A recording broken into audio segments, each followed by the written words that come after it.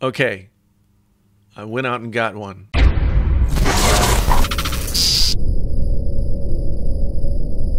Hey there, friends on YouTube. My name is Jason, sometimes known as the JTL. This is Painfully Honest Tech. It's tech so honest it hurts, and right now I'm going to be honest with you.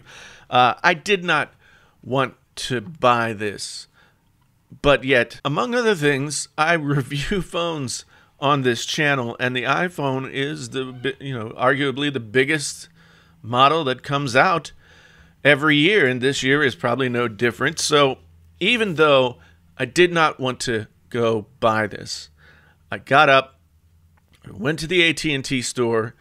I stood, I got there 10 minutes before 8. There was nobody there, and I waited for 10 minutes. They opened the door. I came in. I said I want a 256 gigabyte version, and they said, okay. I signed my life away and then and walked out of the store. I was in and out of there in 20 minutes. Nobody waiting in line. I don't know what that says about the iPhone and its and the demand or lack thereof, but that's what happened. So I picked it up, and it's an iPhone. This is the XS Max 256. It does iPhone things. It's a beautiful piece of hardware. It feels solid. It feels kind of heavy. It feels heavy the way the iPhone X did. It doesn't feel too big.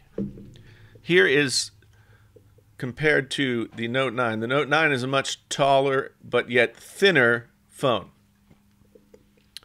I haven't really put this thing through its paces, but there's nothing particularly different about this iPhone that will differentiate it from anything else. It's faster probably, but honestly, flipping through it, it feels as smooth and as normal and as nice as iPhones typically do. So I've uploaded or downloaded all my apps, and now I need to spend the 15 minutes or 20 minutes that it takes to organize them all into little folders and blah, blah, blah. And like I've said before, some of you are probably sitting out there saying, oh, you said you weren't going to get one. Well, here's the thing. Yes, I don't want... If I were left to my own devices, I wouldn't have gone to get one. I probably would have just tried to get a cheaper iPhone 10 used, or maybe even just gone with an 8 Plus. But this being a tech channel where I review phones, I felt as though, and the fact that I've been talking BS for the whole last week about these phones, I figure I better put my money where my mouth is, grab this phone, check it out, and see if there's anything special about this that makes me change my mind about what this is. It is a bigger iPhone X. And as such, it's fine, I guess. But I will admit, I opened the box. I got those little, I got the little tingles that everybody gets when they open an iPhone, I assume. I got it downloading apps. I got it set up with everything that needed to be set up. And now I'm just like, okay, it's an iPhone. My first impressions are that it feels good. It's a super quality piece of equipment, and it's a very nice thing. But the God's honest truth is, I usually get more excited about this stuff, and I'm not excited about this. I'm gonna spend the next week or so using the phone, going back and forth with my Note 9. I got to admit that I was more excited about my Note 9 than I was this iPhone.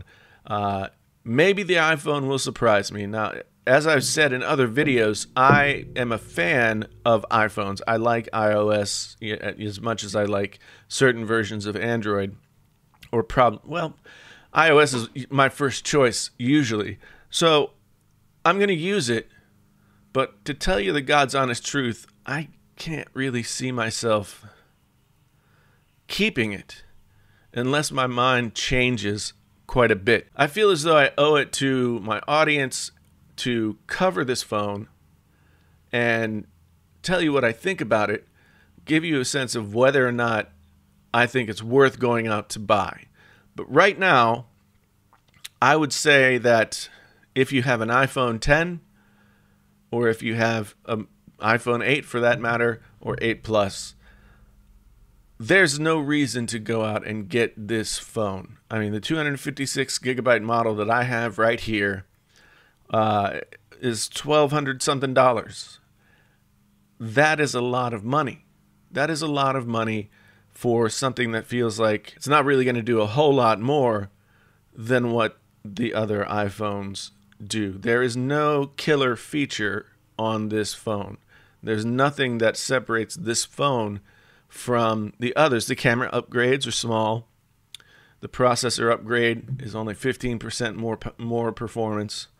Unless I'm forgetting something, there's not much else that separates this phone from the other phones.